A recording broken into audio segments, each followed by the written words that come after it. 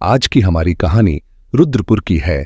तो चलिए जानते हैं इस वीडियो में इस केस के बारे में। 28 फरवरी 2021 को अपने भाई को घर आया देख निशा की खुशी का ठिकाना नहीं था। उसका भाई काफी समय बाद उसे ससुराल से लेने आया था। उस वक्त निशा और उसका पति रिंकू घर गृहस्थी में आए उतार चढ़ाव को लेकर काफी परेशान चल रहे थे, जिसके चलते उनका घर चिंता और परेशानियों से घिरा हुआ था। इस दौरान निशा ने कई बार अपने मायके जाने की सोची भी, लेकिन वह रिंकू को ऐसी स्थिति में छोड़कर जाने की हिम्मत नहीं जुटा पाई थी। रिंकू की परेशानी का कारण यह था कि सन 2017 में उसके परिवार में एक ऐसी अनहोनी हो गई थी जिसमें उसकी मां और उसके 2 भाइयों की मौत हो गई थी। उसकी मां की एक जीवन बीमा पॉलिसी थी। मां की मौत के बाद बीमा की रकम मिली तो उसके छोटे भाई विपिन ने चालाकी से सारी रकम हड़प ली। भाई के विश्वासघात से रिंकू को जबरदस्त झटका लगा था। बाद में उसका छोटा भाई विपिन उसकी जान का दुश्मन बन गया था। अपने साले दीपक के आने के बाद रिंकू ने निशा को समझा बुझाकर उसी दिन उसके साथ मायके भेज दिया। मायके पहुंचने के बाद भी निशा बार बार अपने पति को फोन करके उसकी खैर खबर लेती रही। 28 फरवरी को रात करीब 10 बजे निशा की रिंकू से फोन पर आखिरी बार बात हुई। रिंकू ने निशा को बताया था कि उसका भाई विपिन कुछ लोगों के साथ उसके पास आया था और उसने गाली गलौज की थी। उसके बाद से उसका मोबाइल बंद हो गया था। अगले दिन 1 मार्च 2021 को सुबह निशा ने फिर से रिंकू को फोन मिलाया तो उस समय भी उसका मोबाइल बंद आ रहा था। रात से लगातार रिंकू का फोन बंद आने से निशा परेशान हो उठी। जब उससे नहीं रहा गया तो वह भाई दीपक को साथ लेकर ससुराल जा पहुंची, लेकिन वहां उसके घर का दरवाजा अंदर से बंद था, जिसे देख निशा और उसका भाई दीपक परेशान हो उठे। उन्होंने तुरंत इस बात की जानकारी पड़ोसियों को दी, जिसके बाद कॉलोनी के कुछ लोग दीवार फांदकर घर के अंदर पहुंचे तो अंदर रिंकू की खून से लथपथ लाश पड़ी हुई थी। पति की लाश देखते ही निशा चक्कर खाकर गिर पड़ी। रिंकू की हत्या की बात सुनकर पूरे मोहल्ले में सनसनी फैल गई। इस बात की सूचना तुरंत पुलिस को दी गई। बंद घर में एक युवक की हत्या की बात सुनते ही पुलिस आनन फानन में घटनास्थल पर पहुंच गई। यह घटना रुद्रपुर ऊधम सिंह नगर से सटे भदईपुरा इलाके की है। वह जगह रमपुरा चौकी के अंतर्गत आता था, इसलिए जानकारी मिलते ही रमपुरा चौकी प्रभारी अनिल जोशी ने इस घटना की जानकारी उच्चाधिकारियों को दी और खुद घटनास्थल की ओर रवाना हो गए। सूचना मिलते ही रुद्रपुर कोतवाल N Pant, CO city Amit Kumar, SP crime Mithilesh Singh और एसएसपी दलीप सिंह कुंवर भी घटनास्थल पर पहुंच गए। रिंकू की लाश बंद घर के अंदर मिली थी। किसी ने रिंकू के सिर में सटाकर गोली मारी थी, जिससे उसकी मौके पर ही मौत हो गई थी। इस हत्या की जांच पड़ताल करते हुए पुलिस ने सबसे पहले मृतक की बीवी निशा से पूछताछ शुरू की। निशा ने बताया कि वह एक दिन पहले ही अपने भाई के साथ मायके चली गई थी, जहां पर उसे पति द्वारा ही पता चला था कि उसके भाई विपिन ने उसके साथ गाली गलौज की थी। उसके बयान के आधार पर पुलिस ने मृतक के भाई विपिन और उसके एक सहयोगी को पूछताछ के लिए हिरासत में ले लिया। एसएसपी ने केस की तह तक जाने के लिए एसओजी समेत 3 टीमों को लगाया। लाश को देखकर लग रहा था कि रिंकू की हत्या कई घंटे पहले की गई थी। पुलिस ने पड़ोसियों से बात की तो उन्होंने बताया कि उन्होंने गोली की कोई आवाज नहीं सुनी थी। हालांकि मृतक की बीवी ने अपने ही देवर पर रिंकू की हत्या का आरोप लगाया था, लेकिन पुलिस के लिए इस तरह के सबूत तब तक मायने नहीं रखते जब तक पुलिस हत्या से संबंधित कोई तथ्य न जुटा ले। पुलिस ने अपनी कार्रवाई को आगे बढ़ाते हुए रिंकू की लाश पोस्टमार्टम हेतु जिला अस्पताल भिजवा दी, लेकिन पोस्टमार्टम होने से पहले ही मृतक के ससुराल वालों ने पोस्टमार्टम का विरोध करते हुए हंगामा करना शुरू कर दिया। उनका कहना था कि पहले इस हत्या केस का खुलासा करो, बाद में पोस्टमार्टम कराना। पुलिस के काफी समझाने के बाद भी वे लोग मानने को तैयार नहीं हुए थे। रिंकू के ससुराल वाले उसके छोटे भाई समेत अन्य कई रिश्तेदारों पर उसकी मां के एक्सीडेंट क्लेम के रुपए हड़पने के लिए हत्या का आरोप लगा रहे थे। तफ्तीश में जुटी पुलिस इस मामले में रिंकू ने कोर्ट के माध्यम से 22 फरवरी 2020 को रुद्रपुर कोतवाली में अपने छोटे भाई विपिन के खिलाफ धोखाधड़ी का केस दर्ज कराया था। यह बात पुलिस के संज्ञान में थी। उन्हीं तथ्यों के आधार पर 1 मार्च को निशा यादव की ओर से देवर विपिन यादव, सचिन यादव और दीपक यादव के खिलाफ कोतवाली में रिंकू की हत्या की नामजद रिपोर्ट दर्ज कर ली गई। मुकदमा भादंवी की धारा 302 के तहत दर्ज किया गया। पुलिस ने इस केस की तहकीकात शुरू करते हुए सर्विलांस की मदद से रिंकू के घर के आसपास लगे सीसीटीवी कैमरे खंगालने शुरू कर दिए। उसी दौरान पुलिस ने रिंकू के घर के पास स्थित दुकानदार पुष्पेंद्र से पूछताछ की तो उसने बताया कि 28 फरवरी की शाम रिंकू उसकी दुकान से सिगरेट लेने आया था। उस वक्त उसके साथ 3 अन्य लोग भी थे जिन्हें वह नहीं जानता। इस बात की जानकारी मिलते ही पुलिस ने रिंकू के मोबाइल की कॉल डिटेल्स खंगाली, जिससे पता चला कि उस वक्त उसकी पत्नी ने ही उससे बात की थी।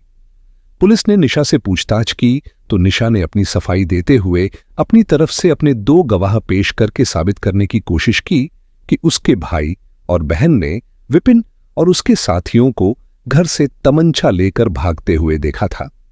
पुलिस ने उसके भाई और बहन के बारे में जांच पड़ताल की तो पता चला कि उसके भाई बहन भदईपुरा में रहते ही नहीं तो उन्होंने उनको भागते हुए कैसे देख लिया। निशा का बिछाया यही जाल उसके लिए जी का जंजाल बन गया। पुलिस को संदेह हो गया कि जरूर रिंकू की हत्या करने में निशा की ही भूमिका रही होगी। हालांकि पुलिस ने इस केस को पारिवारिक विवाद से जोड़कर 2 संदिग्धों को हिरासत में लेकर पूछताछ भी शुरू कर दी थी, लेकिन जब पुलिस को निशा ही संदिग्ध लगी तो पुलिस ने उसे भी पूछताछ के लिए हिरासत में ले लिया। निशा को हिरासत में लेकर पुलिस ने उसकी कॉल डिटेल्स निकाली तो उसके नंबर पर सबसे ज्यादा बात भदईपुरा निवासी उसके पड़ोसी अभिषेक यादव से होती पाई गई। 28 फरवरी 2021 को भी निशा और अभिषेक यादव के बीच कई बार बात हुई थी। पुलिस ने निशा से कड़ी पूछताछ की तो वह पुलिस के दांव पेंच में फंसती चली गई। आखिरकार उसने स्वीकार कर लिया कि उसने ही अभिषेक से मिलकर अपने पति की हत्या कराई है। उसने पुलिस को बताया कि अभिषेक यादव और उसके बीच काफी समय से अवैध संबंध थे। इस बात का शक उसके पति रिंकू को हो गया था। उसने एक दिन हम दोनों को रंगे हाथों घर में ही पकड़ लिया था, जिसके बाद उसका पति से मनमुटाव हो गया था। उसी मनमुटाव के चलते उसने अभिषेक से मिलकर उसकी हत्या करा दी, नाजायज फायदा उठाया। उसके बाद उसने अपने पारिवारिक संबंधों का नाजायज फायदा उठाते हुए इस केस में अपने ही परिवार वालों को घसीटने की कोशिश की। निशा तेजतर्रार महिला थी। उसने रिंकू के साथ कोर्ट मैरिज की थी। रिंकू से कोर्ट मैरिज करने के बाद उसने रिंकू को कैसे अपनी अंगुलियों के इशारे पर नचाया, यह रोमांचक कहानी है। रुद्रपुर ऊधम सिंह नगर से लगभग 1 किलोमीटर दूर किच्छा मार्ग पर एक कॉलोनी है भदईपुरा। इसी कॉलोनी में भान सिंह यादव का परिवार रहता था। भान सिंह के 4 बेटे थे। समय के साथ चारों बेटे जवान हुए तो वे भी कामों में अपने पिता का सहयोग करने लगे। चारों बेटों ने मिलजुल कर काम करना शुरू किया तो भान सिंह के परिवार की स्थिति इतनी मजबूत हो गई कि उसी कमाई के सहारे उसने मकान भी बनवा लिया। भान सिंह ने समय से 2 बेटों की शादी कर दी थी। रिंकू तीसरे नंबर का था। रिंकू ने किसी फोटोग्राफर के यहां रहकर फोटोग्राफी का काम सीखा और वह शादी विवाह में फोटोशूट का काम करने लगा। उसी दौरान किसी बीमारी के चलते भान सिंह की मृत्यु हो गई। भान सिंह के निधन से घर की जिम्मेदारी चारों बेटों पर आ गई। चारों बेटे पहले की तरह ही एकमत होकर घर की सारी जिम्मेदारी निभाते रहे। रिंकू भी शादी लायक हो गया था। रिंकू फोटोग्राफी का काम करता था, इसलिए उसे अक्सर बाहर रहना पड़ता था। अब से करीब 8 साल पहले रिंकू दिल्ली में किसी शादी में फोटोशूट के लिए गया हुआ था। उसी दौरान उसकी मुलाकात निशा से हुई। निशा देखने भालने में ठीक ठाक थी। शादी में फोटोशूट के दौरान वह रिंकू से इंप्रेस हुई तो उसने रिंकू का फोन नंबर ले लिया। उस शादी के बाद रिंकू अपने घर आ गया। रिंकू के घर आने के 1-2 दिन बाद ही रिंकू के पास निशा के फोन आने लगे। फोन पर बात होने के दौरान ही निशा ने बताया कि हल्द्वानी और रुद्रपुर में उसकी बहनें रहती हैं, वह उनके घर भी आती जाती है। समय गुजरते निशा और रिंकू के बीच प्रेम अंकुरित हुआ और दोनों ही एक दूसरे के साथ जिंदगी बिताने के सपने देखने लगे। उस दौरान निशा कई बार अपनी बहन के घर आई तो उसने रिंकू को मिलने के लिए अपनी बहन के घर बुलाया। उसी दौरान रिंकू के परिवार वालों को भी पता चल गया था कि वह निशा नाम की किसी लड़की से प्यार करता है। उसके परिवार वालों ने उसे समझाने की कोशिश की कि शादी के मामले इतने आसान नहीं होते। ऐसे मौके इंसान की जिंदगी में बार बार नहीं आते। किसी की लड़की घर में लाने से पहले उसके परिवार के बारे में जानकारी जुटाना बहुत जरूरी होता है। लेकिन रिंकू अपने परिवार वालों की एक भी बात मानने को तैयार न था। वह निशा के प्यार में इस कदर पागल हो चुका था कि किसी भी कीमत पर उसे छोड़ने को तैयार न था। परिवार के इसी विरोध के चलते रिंकू ने परिवार वालों को बिना बताए निशा से कोर्ट मैरिज कर ली। निशा से शादी करके रिंकू ने शहर में ही उसे किराए का एक कमरा दिला दिया। वह भी उसी के साथ रहने लगा। जब घर वालों को उसकी हकीकत पता चली तो उन्होंने उसकी मजबूरी समझकर निशा को घर लाने को कहा। ससुराल में शुरू की कलह निशा रिंकू के घर वालों के रहमोकरम पर बहू बनकर परिवार के बीच रहने लगी। शादी के कुछ समय बाद तक निशा ठीक ठाक रही, लेकिन कुछ ही दिनों में उसका व्यवहार बदलने लगा। वह रिंकू के घर वालों के साथ गलत व्यवहार करने लगी। उसके घर वाले उसे बोझ लगने लगे, जिसके चलते वह रिंकू पर घर वालों से अलग रहने का दबाव बनाने लगी। यहां तक वह परिवार वालों का खाना बनाने के लिए भी तैयार नहीं थी। रिंकू का छोटा भाई विपिन उस वक्त कुंवारा था। घर में आई बहू की हालत देख उसके घर वालों ने अपने छोटे बेटे विपिन की शादी करने का फैसला कर लिया। विपिन की शादी की बात चली तो उसके योग्य एक लड़की मिल गई। विपिन की शादी उत्तर प्रदेश के बिलासपुर कस्बे से हुई। विपिन की शादी होते ही घर में दूसरी बहू आई तो घर वालों को कुछ राहत मिली। विपिन की शादी होते ही रिंकू अपनी पत्नी निशा को लेकर अलग रहने लगा। खाना पीना घर परिवार से अलग बनने लगा, लेकिन रहन सहन उसी घर में था। भाई तो भाई होते हैं, लेकिन एक ही छत के नीचे 4 बहुओं का रहना किसी मुसीबत से कम नहीं था। यही कारण था कि परिवार में आए दिन किसी न किसी बात पर मनमुटाव होता रहता था। जिस घर में कलह होने लगे तो वहां शांति के लिए कोई जगह नहीं रह जाती। वही इस परिवार में भी हुआ। सन 2017 में रिंकू की मां द्रौपदी अपने 2 बेटों भारत यादव और सुनील यादव के साथ किसी काम से बरेली गई हुई थी। वहां से घर लौटते समय उनकी बाइक किसी गाड़ी की चपेट में आ गई, जिससे उन तीनों की मौत हो गई। घर में एक साथ 3 मौतें हो जाने के कारण रिंकू को जबरदस्त झटका लगा। उसके बावजूद उसने जैसे तैसे अपने परिवार को संभालने की कोशिश की। दोनों भाइयों की विधवा बीवी और बच्चों की जिम्मेदारी भी उसी ने संभाली। लेकिन यह सब निशा को पसंद नहीं था। निशा शुरू से ही तेज तर्रार थी। पैसे से उसे कुछ ज्यादा ही प्यार था। उसी दौरान निशा को पता चला कि उसकी सास द्रौपदी का जीवन बीमा था, जिसका क्लेम उनके नॉमिनी को मिलना था। रिंकू के सभी परिवार वाले यह बात जानते थे कि अगर पैसा रिंकू के हाथ में चला गया तो उसकी बीवी सारे पैसे पर अपना कब्जा जमा लेगी। दूसरे रिंकू के घर अभिषेक यादव का बहुत आना जाना था। अभिषेक यादव आवारा युवक था, जिसका घर में आना उसके परिवार वालों को बिल्कुल पसंद नहीं था। अभिषेक का घर आना जाना रिंकू को भी खलता था, लेकिन निशा को बुरा न लगे इसलिए वह अपनी जुबान बंद रखता था। रिंकू के भाई विपिन और उसके रिश्तेदारों ने पूरी कोशिश की कि पैसा किसी भी हाल में रिंकू या उसकी बीवी के हाथ में न जाने पाए। जब यह जानकारी निशा को हुई तो उसने घर में बवाल खड़ा कर दिया।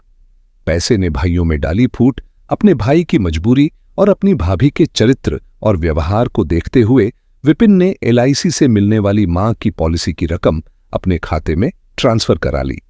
यह जानकारी निशा को हुई तो घर में तूफान आ गया। निशा ने घर में जमकर हंगामा किया। उसने रिंकू का भी जीना हराम कर दिया। वह बात बात पर उससे लड़ने झगड़ने लगी। इस बीच अभिषेक यादव का भी आना जाना बढ़ गया था, जिससे उसके परिवार वाले बुरी तरह चिढ़ते थे। विपिन के खाते में रुपए जाने के बाद निशा उससे बुरी तरह चिढ़ने लगी थी। उसने पति रिंकू से साफ शब्दों में कह दिया कि इस घर में या तो मैं और मेरा परिवार रहेगा या फिर विपिन। रिंकू निशा की जिद से परेशान था। उसने कह दिया कि जैसा तुम चाहोगी वैसा ही होगा। इस तरह निशा ने रिंकू को अपने भाई के सामने खड़ा कराकर दोनों में मनमुटाव करा दिया। साथ ही उसके नाम मां की LIC के रुपए हड़पने का आरोप लगाकर रुद्रपुर कोतवाली में एक FIR भी दर्ज करा दी। विपिन ने अपने कुछ रिश्तेदारों के सहयोग से पुलिस से मिलकर जैसे तैसे वह मामला निपटाया। इससे विपिन को लगा कि अब उस घर में अपने भाई के साथ रहना उसकी सुरक्षा की दृष्टि से ठीक नहीं है। वह अपना घर छोड़कर अपनी ससुराल बिलासपुर में जाकर रहने लगा। तब से वह वहीं पर रह रहा था। विपिन के घर छोड़ते ही निशा के सारे बंद रास्ते खुल गए। सुबह होते ही रिंकू अपने काम पर निकल जाता। उसके बाद वह अभिषेक को फोन करके अपने घर बुला लेती थी। रिंकू के अभी 2 ही बच्चे थे, जिनमें बड़ी बेटी मानवी 5 वर्ष की थी और उससे छोटा बेटा मानव 3 वर्ष का था। मानवी तो स्कूल जाने लगी थी, लेकिन बेटा अभी छोटा था, जिससे निशा को कोई खास परेशानी नहीं होती थी। वह रिंकू की अनुपस्थिति का लाभ उठाते हुए आए दिन अभिषेक यादव के साथ मस्ती करती थी। अभिषेक का आना जाना बढ़ गया तो मोहल्ले वालों को भी अखरने लगा। चलते चलते यह बात रिंकू के सामने भी जा पहुंची। रिंकू ने निशा को समझाने की कोशिश की, लेकिन निशा ने उलटे उसे ही समझाते हुए कहा कि अभिषेक उसका दूर का रिश्तेदार है, वह उसके घर पर आने पर रोक नहीं लगा सकती। निशा के सामने रिंकू की एक न चली। रिंकू का आए दिन बाहर आना जाना लगा रहता था। उसी दौरान एक दिन रिंकू ने अभिषेक और निशा को अपने घर में ही आपत्तिजनक स्थिति में रंगे हाथों पकड़ लिया। अभिषेक तो छत की सीढ़ियों से पीछे कूदकर भाग गया। उस रात रिंकू और निशा के बीच खूब गाली गलौज हुई। रिंकू ने निशा को बहुत भला बुरा कहा, लेकिन निशा को जैसे सांप सूंघ गया था। उसने रिंकू के सामने माफी मांगते हुए भविष्य में ऐसी गलती न करने की कसम भी खाई। रिंकू जानता था कि बात ज्यादा बढ़ाने से उसी की बेइज्जती होगी, लिहाजा वह सहन कर गया। निशा जानती थी कि अब रिंकू को अभिषेक के बारे में सब कुछ पता चल चुका है। वह आगे किसी भी कीमत पर अभिषेक को सहन नहीं करेगा। उस दिन से अभिषेक काफी दिनों तक उस गली से नहीं गुजरा, लेकिन वह मोबाइल पर हमेशा निशा के संपर्क में रहता था। जब रिंकू कहीं काम से बाहर जाता तो वह घंटों तक अभिषेक से मोबाइल पर बात करती रहती। मोबाइल पर उसने अभिषेक यादव से कहा कि अगर तुम मुझे सच्चा प्यार करते हो तो मुझे इस नर्क से निकालकर कहीं दूसरी जगह ले चलो। लेकिन अभिषेक यादव जानता था कि उसके छोटे छोटे 2 बच्चे हैं, वह उनका क्या करेगा। निशा ने रची साजिश। अंततः निशा ने अभिषेक के साथ मिलकर रिंकू से पीछा छुड़ाने के लिए एक साजिश रच डाली। साजिश के तहत निशा ने अभिषेक को बताया कि वह 28 फरवरी 2021 को अपनी बहन के घर हल्द्वानी जा रही है। अगर तुम मुझे सच्चा प्यार करते हो तो मेरे आने से पहले रिंकू को दुनिया से विदा कर दो, फिर हम दोनों इसी घर में मौज मस्ती करेंगे। अभिषेक यादव निशा के प्यार में पागल था। वह उसे पाने के लिए कुछ भी करने को तैयार था। वह उसकी साजिश का हिस्सा बन गया। रिंकू की हत्या करने के लिए उसने अपने दोस्त आकाश यादव, साहिल व सूरज को भी शामिल कर लिया। निशा और अभिषेक यादव ने आकाश को 20,000 रुपए देने के साथ ही एक तमंचा भी दिला दिया था। योजना के तहत निशा ने अपने भाई को अपने घर बुलाया और 28 फरवरी को वह उसके साथ चली गई। निशा के जाने के बाद रिंकू घर पर अकेला रह गया था। 28 फरवरी की शाम को पूर्व योजनानुसार आकाश यादव उर्फ बांडा निवासी भदईपुरा, साहिल निवासी भूत बंगला ने रिंकू के घर पर पार्टी करने की योजना बनाई, जिसमें शराब के साथ मुर्गा भी बनाया गया। पार्टी में तीनों ने रिंकू को ज्यादा शराब पिलाई। उस शाम रिंकू के घर के पास एक शादी भी थी, जिसमें डीजे बज रहा था। डीजे की आवाज में कुछ सुनाई नहीं दे रहा था। देर रात तक चली पार्टी में जब रिंकू बेहोशी की हालत में हो गया तो मौका पाते ही तीनों ने गोली मारकर उसकी हत्या कर दी। रिंकू की हत्या करने के बाद उन्होंने उसका मोबाइल भी स्विच्ड ऑफ कर दिया था। उसके बाद तीनों घर के दरवाजे पर अंदर से ताला लगाकर छत के रास्ते नीचे कूदकर चले गए। रिंकू की हत्या के बाद आकाश ने अभिषेक को बता दिया कि उसका काम हो गया है। उसके आगे का काम स्वयं निशा ने संभाला। योजनानुसार निशा ने इस केस में रिंकू के छोटे भाई विपिन और उसके रिश्तेदारों को फंसाने की योजना बना रखी थी, लेकिन उसका यह दांव चल नहीं सका और वह खुद ही अपने जाल में उलझ गई। इस केस के खुलते ही पुलिस ने 5 आरोपियों को कोर्ट में पेश कर जेल भेज दिया। इस हत्याकांड का खुलासा करने वाली टीम में शामिल कोतवाल N Pant, SSI Satish Kapri, SI Purni Singh, Rampura चौकी प्रभारी मनोज जोशी, एसओजी प्रभारी उमेश मलिक, कांस्टेबल प्रकाश भगत और राजेंद्र कश्यप को आईजी ने 5,000, एसएसपी ने 2,500 रुपए का इनाम देने की घोषणा की। वीडियो में बताई गई जानकारी केवल जानकारी देने के उद्देश्य से है। हम किसी भी अपराध को बढ़ावा नहीं देते और न ही किसी की भावना को ठेस पहुंचाते। वीडियो पसंद आए तो लाइक करें, चैनल को सब्सक्राइब करें और बेल आइकन दबाएं ताकि हमारी अगली क्राइम स्टोरी आपसे ना छूटे। आप हमारी वीडियो कहां से देख रहे हैं, कृपया कमेंट करके जरूर बताएं।